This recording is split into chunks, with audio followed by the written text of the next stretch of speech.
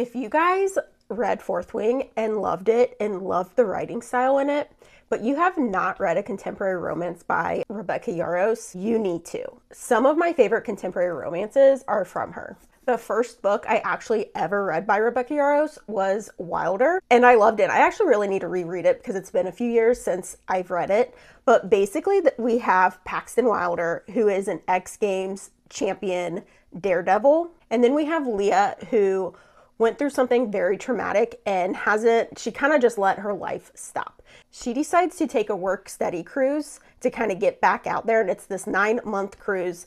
But in order to pay for it, she has to also tutor one of the students, which is Paxton Wilder. So she is kind of forced to go to a lot of his X Games filming and just be around him all the time. And him being an adrenaline junkie is really pushing her to the limits because of the trauma that she went through. I loved this book. It was a fun, quick read.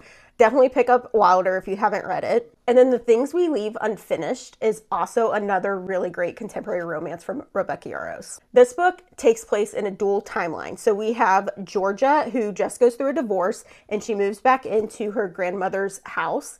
And she's going through all of her grandmother's letters, and her grandmother was an author, so she's reading all of her old books.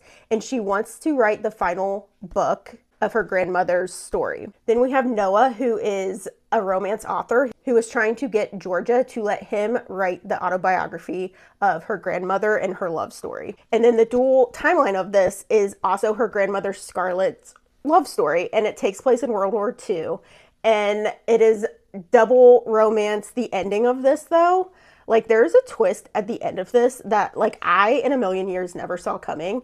So yeah, if you've read Fourth Wing and you haven't read some of the contemporary romance by Rebecca Yarros, these are two that I recommend.